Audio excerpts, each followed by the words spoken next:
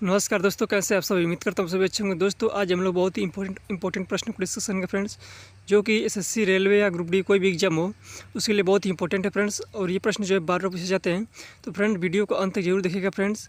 अगर आप इस चैनल पर नए हैं, चैनल सब्सक्राइब कर लीजिए और बेल आइकन को प्रेस कर लीजिए ताकि इसी तरह की वीडियो आपको मिलती रहे फ्रेंड्स। देखिए फ्रेंड्स, आज का पहला प्रश्न है, प्रसिद्ध किताब उल हिंद की रचना किसने की थी। बहुत ही इंपॉर्टेंट पुस्तक है फ्रेंड्स और बार बार पूछी जाती है फ्रेंड्स, तो आपको इसे रट लेना है, ठीक है। देखिए किसने की थी, अल-बरूनी ने या फिर आमिर खुसरो ने या अब्दुल रज्जाक ने या इब्न अरबी ने।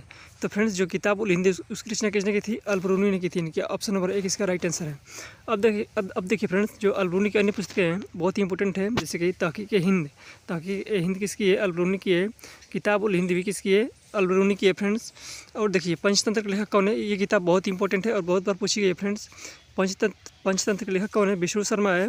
और मुद्रा राक्षस बहुत ही इंपॉर्टेंट पुस्तक है फ्रेंड्स, इसके लेखक कौन है, विशाखा दत्त है। अब देखिए फ्रेंड्स, अगला प्रश्न है, अर्थशास्त्र के लेखक कौन है। अर्थशास्त्र जो फ्रेंड्स बहुत बार पूछी जाती है, इसके लेखक कौन है, चाणक्य है। और प्रश्न जो पूछा जाता है फ्रेंड्स, जो अर्थशास्त्र पुस्तक है वो किससे संबंधित है, तो किससे संबंधित है, राजनीति से संबंधित है। बहुत ही इंपॉर्टेंट पुस्तक है फ्रेंड्स और बार बार पूछी जाती है। अब देखिए आमिर खुसरो, कुछ प्रश्न बनता है, जैसे आमिर खुसरो कहा जाता है खड़ी बोली का जनक कहा जाता है, यानी खड़ी बोली का जनक जो है कौन है, आमिर खुसरो फ्रेंड्स। बहुत बार पूछा जाता है। और पूछा जाता है फ्रेंड्स, आमिर खुसरो से कौन सा प्रश्न पूछे जाते हैं, जैसे कि आपसे पूछ लिया जाता है कि जो तबला और सितार का जनक, तबला प्लस सितार, इस दोनों का जनक कौन है, तो आमिर खुसरो हैं। बहुत बार पूछा गया प्रश्न है फ्रेंड्स, अब इसको अच्छे से याद कर लीजिएगा। अब देखिए अगला प्रश्न है, दक्षिण अफ्रीका के विस्तृत खुले क्षेत्र को क्या कहते हैं, यानी कि दक्षिण अफ्रीका के जो घास के मैदान है उसे क्या कहते हैं, डाउन्स, फेल्ड्स, प्लेयर या कंपोस्ट। तो दक्षिण अफ्रीका के जो घास के मैदान है फ्रेंड्स, क्या कहते हैं, वेल्ड्स कहते हैं फ्रेंड्स, वेल्ड्स। ये बहुत ही इंपॉर्टेंट है फ्रेंड्स और बार बार पूछी जाती है, तो इसे आप अच्छे से याद कर लेना, ठीक है फ्रेंड्स। अब देखिए अगला प्रश्न है फ्रेंड्स, विनोबा भावे द्वारा भूदान ग्राम आंदोलन किस नाम से शुरू किया गया था। बहुत ही इंपॉर्टेंट प्रश्न है फ्रेंड्स, आपको इसे याद कर लेना है, नगरीय क्रांति या फिर हरित क्रांति, श्वेत क्रांति या फिर रक्तहीन क्रांति। तो जो विनोबा भावे ने भूदान ग्राम आंदोलन शुरू किया था, किस नाम से शुरू किया था, रक्तहीन क्रांति के नाम से शुरू किया था फ्रेंड्स। अब देखिए फ्रेंड्स, हरित क्रांति के जनक किसे कहा जाता है, तो हरित क्रांति के जनक है फ्रेंड्स MS स्वामीनाथन को कहा जाता है, बहुत ही इंपॉर्टेंट है। और श्वेत क्रांति के जनक कौन है, तो वर्गीज कुरियन है। ये बार बार पूछा जाता है फ्रेंड्स, इसे आपको अच्छे से याद कर लेना है, ठीक है फ्रेंड्स। अब देखिए इसके बारे में कुछ फैक्ट्स देख लेते हैं। अब देखिए भूदान आंदोलन एक ऐसा आंदोलन था, भूमि सुधार आंदोलन था, ठीक है फ्रेंड्स। और इसकी शुरुआत कब की गई थी, 1951 ईस्वी में की गई थी और पोचमपल्ली गांव तेलंगाना से की गई थी। और किसने शुरू किया था, ये बहुत बार पूछा गया प्रश्न फ्रेंड्स, तो आचार्य विनोबा भावे ने शुरू किया था, ठीक है। इसे किस क्रांति के नाम से जाना जाता है, रक्तहीन क्रांति के नाम से भी जाना जाता है। किसे, तो जो भूदान आंदोलन है, इसे किस नाम क्रांति के नाम से जाना जाता है, रक्तहीन क्रांति फ्रेंड्स। और हरित क्रांति के जनक तो MS स्वामीनाथन, ये बता ही चुका मैं। श्वेत क्रांति के जनक कौन है, वर्गीज कुरियन है फ्रेंड्स। बहुत बार पूछा गया प्रश्न फ्रेंड्स, इसको अच्छे से आपको याद कर लेना है। अब देखिए अगला प्रश्न है, विक्टोरिया झील किस महाद्वीप में स्थित है। विक्टोरिया झील किस महाद्वीप में स्थित है फ्रेंड्स, एशिया, अफ्रीका, ऑस्ट्रेलिया या फिर अंटार्कटिका। तो विक्टोरिया झील कहाँ पर स्थित है, देखिए ये सबसे पहले जान लीजिए कि अफ्रीका महाद्वीप में स्थित है। और कहाँ पर स्थित है, युगांडा, केन्या, तंजानिया की सीमा पर स्थित है फ्रेंड्स। बहुत ही इंपॉर्टेंट प्रश्न है फ्रेंड्स और ये बार बार पूछा जाता है। अब देखिए विश्व की सबसे जो गहरे पानी की झील है वो कौन सी है, ये भी प्रश्न बहुत बार पूछा जाता है फ्रेंड्स। तो विश्व की सबसे गहरी जो झील है वो कौन सी है, बैकाल झील है फ्रेंड्स।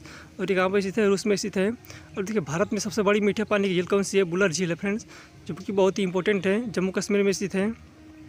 और एक और प्रश्न बनता है फ्रेंड्स झील से भारत में।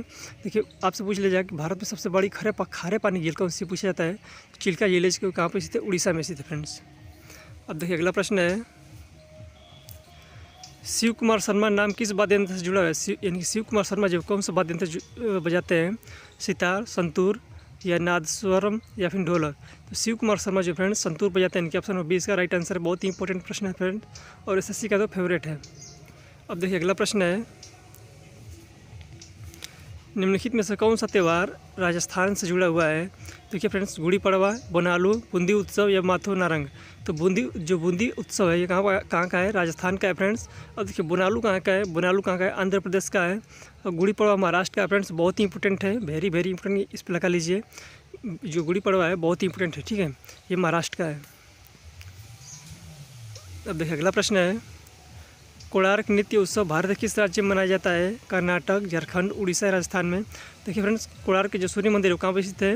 वो उड़ीसा में स्थित है। तो इसका भी आंसर क्या हो जाएगा? कोणार्क नृत्य कहाँ पर मनाया जाएगा? उड़ीसा में फ्रेंड्स। बहुत ही इंपॉर्टेंट है फ्रेंड्स। चलिए अगला प्रश्न देखते हैं। निम्नलिखित में से किसे सबसे लंबी यूरोपीय नदी माना जाता है फ्रेंड्स? यूरल, वोल्गा, डेन्यूब या नीपर। तो यूरोप की सबसे लंबी नदी कौन सी है फ्रेंड्स? डेन्यूब है, यानी कि ऑप्शन नंबर 3 इसका राइट आंसर है। देखिए अगला प्रश्न है, सर्वोच्च न्यायालय किस अनुच्छेद के तहत रिट जारी करा जाता है? सर्वोच्च न्यायालय जो फ्रेंड्स अनुच्छेद 226 के तहत पाँच प्रकार की रिट जारी करता है। और वहीं आपसे सर्वोच्च न्यायालय पूछा है, तो सर्वोच्च न्यायालय अनुच्छेद 32 का जारी करता है। और उच्च न्यायालय क्या है? हाई कोर्ट, यानी कि उच्च न्यायालय क्या है? तो अनुच्छेद 226 के तहत 5 प्रकार के रिट जारी करता है। और सुप्रीम कोर्ट का किस अनुच्छेद के तहत करता है 5 प्रकार की रिट जारी? अनुच्छेद 32 के तहत फ्रेंड्स। तो चलिए अगला प्रश्न देखते हैं। निम्नलिखित में से किस भाषा समूह से दक्षिण भारतीय भाषाएं संबंधित है? द्रविड़ या टिबेटो बर्मन या ऑस्ट्रियाई या एंग्लो इंडियन। तो जो दक्षिण भारतीय भाषाएं उनसे संबंधित है द्रविड़ भाषा परिवार के, यानी कि ऑप्शन नंबर 1 इसका राइट आंसर है। अब देखिए अगला प्रश्न है, भारतीय संविधान में किस अनुच्छेद के तहत सैन्य कानून संरक्षित है? तो अनुच्छेद 36, अनुच्छेद 32 या अनुच्छेद 34 या अनुच्छेद 31। तो फ्रेंड्स अनुच्छेद जो 34 है वो किससे संबंधित है? सैन्य कानून की मार्शल लॉ से संबंधित है। तो ऑप्शन नंबर जो 3 इसका राइट आंसर है। अब अगला प्रश्न है, निम्नलिखित में से कौन उपभोक्ता मूल्य सूचकांक जारी करता है? तो जो केंद्रीय सांख्यिकी कार्यालय है फ्रेंड्स, केंद्रीय सांख्यिकी कार्यालय, ये कौन सा मूल्य सूचकांक जो उपभोक्ता मूल्य सूचकांक जो सूची जारी करता है? कौन? केंद्रीय सांख्यिकी कार्यालय। देखिए अगला प्रश्न है, निम्नलिखित में से किस अनुसूची में राज्यसभा में राज्यों और केंद्र शासित प्रदेशों के सीटों के आवंटन का उल्लेख किया गया है? कौन सी अनुसूची है फ्रेंड? तीसरी, चौथी या दूसरी या सातवीं? देखिए 7वीं में तो संघ और राज्यों के बीच जो शक्तियों का बंटवारा उसमें उसकी बात करी गई है, यानी कि जो समवर्ती सूची, राज्य सूची, संघ सूची, राज्य सूची और समवर्ती सूची, ये 3 सूचियाँ हैं। इसके बारे में 7वीं अनुसूची में बताया गया है। और दूसरी में कौन सा है? वेतन भत्ता बताया गया है। और चौथी में क्या है? चौथी में दे रखा है आपका सीटों का आवंटन राज्यसभा में। ठीक है फ्रेंड्स, तो बहुत ही इंपॉर्टेंट है फ्रेंड्स, तो इसको अच्छे से याद कर लीजिएगा। तो फ्रेंड्स आज के लिए इतना ही, मिलते हैं अगले वीडियो में, तब तक के लिए जय हिंद।